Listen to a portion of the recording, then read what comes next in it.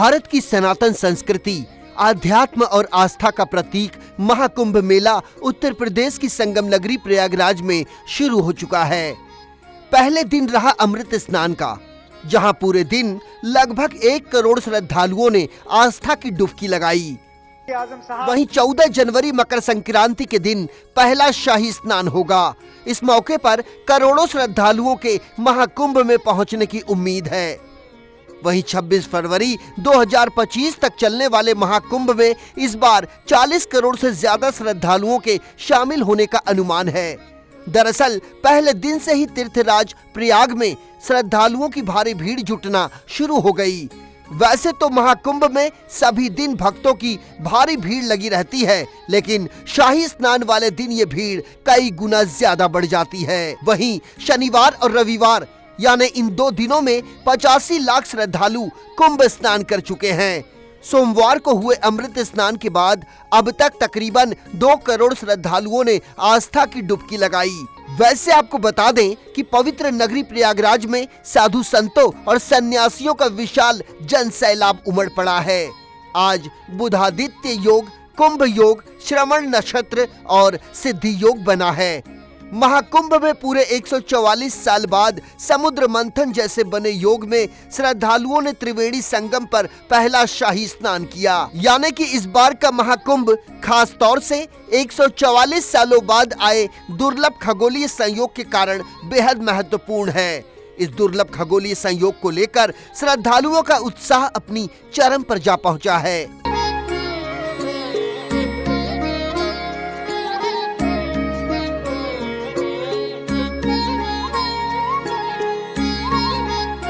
भारतवर्ष ही नहीं बल्कि पूरी दुनिया से बड़ी संख्या में श्रद्धालु महाकुंभ मेले में शामिल हुए हैं। बताया जा रहा है कि बड़ी संख्या में रूसी, स्पेनिश और अफ्रीकी श्रद्धालु संगम तट पर डेरा डाले हुए हैं। वहीं केंद्रीय संस्कृति एवं पर्यटन मंत्री गजेंद्र सिंह शेखावत ने बताया कि इस महाकुंभ में 15 लाख से अधिक विदेशी पर्यटकों के पहुंचने की उम्मीद है। उन्होंने कहा कि इन श्रद्धालुओं में भारत की संस्कृति और आस्था के प्रति गहरा सम्मान देखा जा रहा है। दुनिया भर से उत्तर प्रदेश के प्रयागराज पहुंचे श्रद्धालुओं ने संगम तट के नजारे को देखकर कहा कि यहाँ हमें असली भारत देखने को मिला है। विदेशी श्रद्धालुओं ने कहा कि यहाँ आकर हमें जो अनुभव मिला वो अविस्मरणीय है। इस महाकुंभ में एप्पल के दिवंगत सह संस्थापक स्टीव जॉब्स की पत्नी लॉरेन पॉवेल जॉब्स भी पहुंची। दरअसल लॉरेन आध्यात्मिक गुरु स्वामी कैलाशानंद गिरी महाराज के आश्रम पहुंची हैं। लॉरेन के बारे में स्वामी कैलाशानंद गिरी ने बताया कि वो बहुत धार्मिक और आध्यात्मिक हैं। वो मुझे एक पिता और एक गुरु के रूप में सम्मान देती हैं। कैलाशानंद गिरी महाराज ने कहा कि आज भारतीय परंपराओं को दुनिया स्वीकार कर रही है।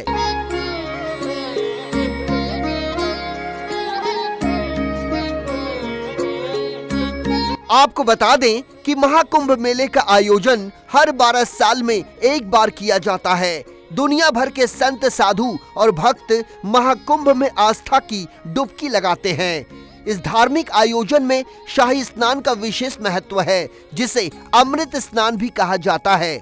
ऐसा माना जाता है कि शाही स्नान के दौरान पवित्र नदियों में डुबकी लगाने से पापों का प्रायश्चित होता है और पुण्य की प्राप्ति होती है। ऐसी मान्यता है कि अमृत स्नान लोगों को आध्यात्मिकता के करीब ले जाता है। महाकुंभ में आए सभी अखाड़ों ने आज से संगम तट पर कल्पवास शुरू कर दिया है। पहले शाही स्नान के दिन नियमानुसार सबसे पहले जूना अखाड़ा के शाही स्नान करने की परंपरा है। इसके बाद एक एक करके सभी अखाड़े त्रिवेणी संगम में आस्था की डुबकी लगाएंगे। वहीं दूसरी ओर प्रशासन ने महाकुंभ मेले के सुचारू संचालन के लिए विस्तृत व्यवस्था की है। खासकर मेला क्षेत्र के साथ साथ प्रयागराज शहर और आसपास के स्थानों पर अभूतपूर्व सुरक्षा व्यवस्था की गई है। प्रयागराज का महाकुंभ मेला करीब 4000 हेक्टेयर भूमि पर फैला हुआ है और इसे 25 सेक्टरों में बांट दिया गया है। गौर करने वाली बात यह है कि उत्तर प्रदेश शासन ने महाकुंभ मेला परिक्षेत्र को राज्य का 76वां जिला घोषित किया हुआ है। वहीं दूसरी ओर किसी भी विपरीत परिस्थिति में साधु संतों और श्रद्धालुओं को त्वरित चिकित्सा सुविधाएं प्रदान करने के लिए प्रत्येक सेक्टर में एक सेंट्रल अस्पताल के अलावा 20 बिस्तरों वाला एक अस्पताल भी तैयार किया गया है। स्नान के दौरान किसी भी आपात स्थिति से निपटने के लिए सभी घाटों पर करीब 300 से अधिक गोताखोरों को तैनात किया गया है। साथ ही साथ कई वाटर एम्बुलेंस भी वहां पर तैनात किए गए हैं। इसके अलावा महाकुंभ में एनएसजी कमांडो और उत्तर प्रदेश पुलिस के जवानों की तैनाती के साथ साथ 7 स्तरीय सुरक्षा व्यवस्था की गई है। महाकुंभ मेले में भीड़ के प्रभावी प्रबंधन और निगरानी के लिए एआई संचालित कैमरे, ड्रोन और एंटी ड्रोन सिस्टम लगाए गए हैं। महाकुंभ मेले में संदिग्ध लोगों पर नजर रखने के लिए स्पॉटरों के अलावा सिविल पुलिस के 15,000 जवानों को तैनात किया गया है। वहीं मेला क्षेत्र के एंटी पॉइंट्स की निगरानी और नियंत्रण के लिए 7 प्रमुख मार्गों पर 102 चौकियां स्थापित की गई हैं। संगम और उसके आसपास के जल मार्गों की सुरक्षा सुनिश्चित करने और निगरानी के लिए 113 ड्रोन तैनात किए गए हैं। वहीं लगभग 25 सेक्टरों में फैले महाकुंभ मेला क्षेत्र में तीर्थ यात्रियों को उनके स्थान की पहचान करने और बिजली के मुद्दों से संबंधित शिकायतें दर्ज कराने में सहायता के लिए बिजली के खंभों पर QR कोड लगाए गए हैं। उत्तर प्रदेश के शहरी विकास और ऊर्जा मंत्री AK शर्मा ने कहा कि बिजली के खंभों पर 50,000 से अधिक QR कोड लगा दिए गए हैं, जिससे श्रद्धालुओं के लिए मेला क्षेत्र के भीतर अपना लोकेशन निर्धारित करना आसान होगा। इसके साथ साथ महाकुंभ जिला प्रशासन ने मेला क्षेत्र में छोटी और बड़ी कुल 102 पार्किंग व्यवस्थाएं की हैं। इनमें 70% पार्किंग स्नान घाट से तकरीबन 5 किलोमीटर के दायरे में है। बाकी 30% पार्किंग 5 से लेकर 10 किलोमीटर के दायरे में है। इसके अलावा 24 सैटेलाइट पार्किंग्स हैं, जिनमें से 18 पार्किंग्स मेला क्षेत्र में और बाकी की 6 पार्किंग प्रयागराज शहर में बना दी गई हैं। यहाँ पीने का पानी, शौचालय, प्राथमिक इलाज, पब्लिक एड्रेस सिस्टम मौजूद है ताकि किसी को भी किसी प्रकार की कोई दिक्कत ना हो।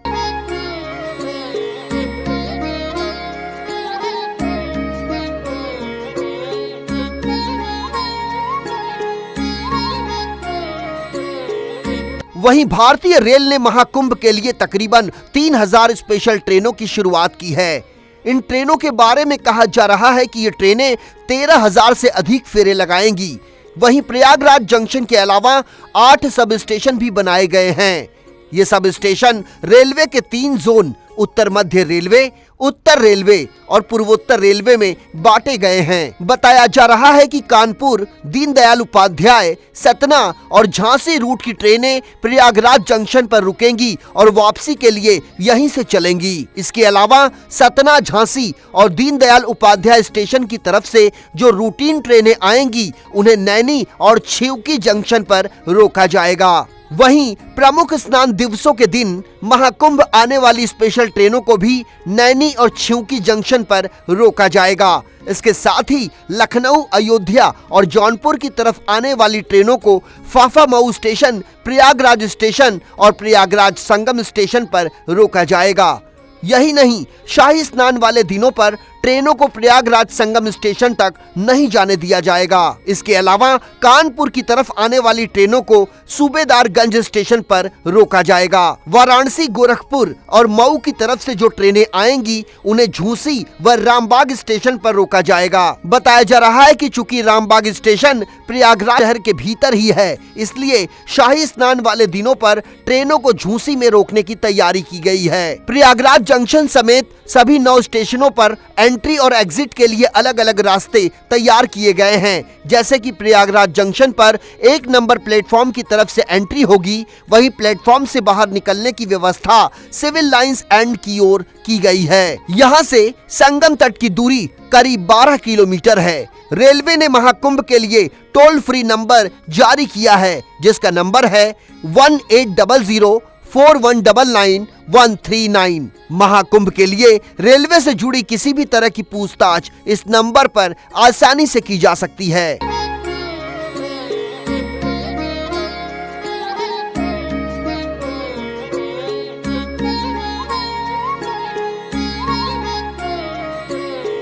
प्रयागराज से दिल्ली, मुंबई, नागपुर, पुणे, गोवा, इंदौर, भोपाल और लखनऊ के साथ साथ प्रयागराज से बेंगलुरु, अहमदाबाद, कोलकाता, जयपुर, भुवनेश्वर, गुवाहाटी, हैदराबाद, चेन्नई, इसके अलावा प्रयागराज से जम्मू, पटना, रायपुर, देहरादून, जबलपुर, चंडीगढ़ और बिलासपुर के लिए फ्लाइट की नियमित व्यवस्था की गई है। यानी उपरोक्त शहरों से श्रद्धालु हवाई मार्ग से सीधे प्रयागराज पहुंच सकते हैं और संगम में आस्था की डुबकी लगाने के बाद वापस प्रयागराज से सीधे अपने शहर के लिए फ्लाइट पकड़ सकते हैं। महाकुंभ में आने वाले श्रद्धालु और पर्यटक त्रिवेणी संगम में स्नान और मेला घूमने के बाद प्रयागराज के अन्य पर्यटन और धार्मिक स्थलों पर भी जा सकते हैं। इनमें हनुमान जी का मंदिर, अक्षय वट, पातालपुरी मंदिर, मनकामेश्वर मंदिर, नागवासुकी मंदिर और शंकर विमान मंडपम महाकुंभ मेला क्षेत्र के अंतर्गत आते हैं। इसके अलावा शहर में चंद्रशेखर आजाद पार्क, स्वराज भवन, खुसरो बाग और निषाद राज पार्क जैसी जगहों पर भी लोग आसानी से जा सकते हैं।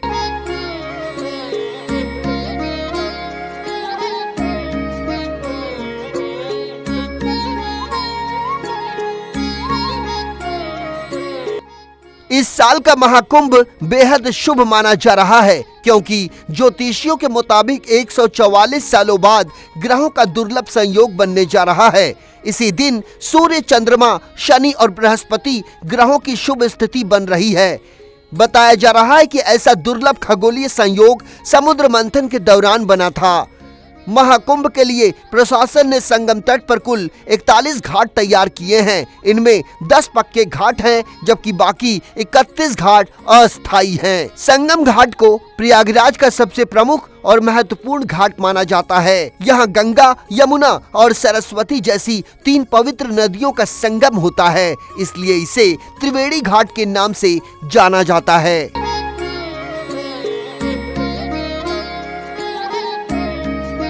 महाकुंभ में अखाड़े आकर्षण का प्रमुख केंद्र होते हैं। अखाड़ों की शुरुआत आदि शंकराचार्य ने की थी। कहा जाता है कि उन्होंने सनातन की रक्षा के लिए शस्त्र विद्या में निपुण साधुओं के संगठन बनाए थे।